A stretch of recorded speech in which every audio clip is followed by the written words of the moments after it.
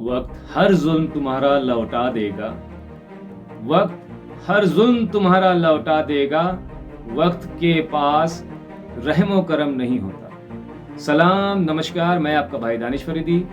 आज मैं आपको राष्ट्रीय स्वयंसेवक संघ की स्थापना करने वाले केशव बलिराम हेडगेवार के बारे में बताऊंगा। उनके जो विचार हैं इस देश के लिए, उन विचारों में से मैंने 5 पॉइंट कोट किए हैं, वो आप सब तक जो है पहुंचाने की कोशिश करूंगा। हेडगेवार 1 अप्रैल 1889 को नागपुर में पैदा हुए और 1920 में इन्होंने कांग्रेस में भाग लिया, लेकिन कांग्रेस की नीतियां और विचारधारा इनको रास नहीं आई।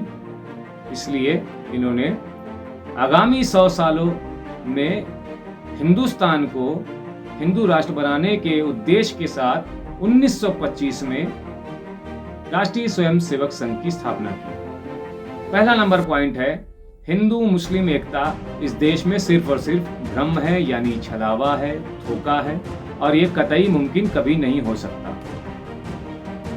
दूसरा नंबर पॉइंट है, हिंदू समाज ही इस देश का राष्ट्रीय हित है, क्योंकि इनसे हिंदुस्तानियों का यानी कि हिंदुओं का, जो हमारे भाई हैं, उनका हित जुड़ा हुआ है। हम तो 57 की जंग आज़ादी में नहीं थे, हम तो 47 में नहीं थे, हमारे तो उलमा और हमारे जो है शोहदा इस देश की कुर्बानी में शहीद नहीं हुए थे। खैर कोई बात नहीं। तीसरा, हिंदू समाज की तरुण पीढ़ी यानी कि युवा पीढ़ी में ऐसे संस्कार डालने चाहिए। कैसे डालने चाहिए? यही कि 100 सालों में, आने वाले 100 साल में हिंदू राष्ट्र बनाया जाए। चौथा, मकसद पे ध्यान फोकस करके रास्ते में आने वाली सारी सुख सुविधाओं को त्यागना चाहिए। पांचवा, आगामी 100 सालों में यानी कि 2025 में हिंदू राष्ट्र भारत को बना देना चाहिए। ये है केशव बलिराम हेडगेवार की सोच और इन्होंने आग्रह किया है संघ बनाने के बाद। अब मैं आपको बताऊंगा कि जो जुल्म से इज्जत चाहता है, खुदा उससे इंसाफ के जरिए जलील करता है। झारखंड के रहने वाले मौलाना अताउल्लाह कासमी साहब का जो लिंचिंग हुई एमपी के शहडोल में, उनको झाड़ फूक करने के बहाने बुलाया और बजरंग दल वालों ने जला दिया। जलाने के बाद जंगल में फेंक दिया, जो कि बड़े ही आम सी बात हो गई है मुसलमानों के लिए हिंदुस्तान में, कोई नई बात नहीं है।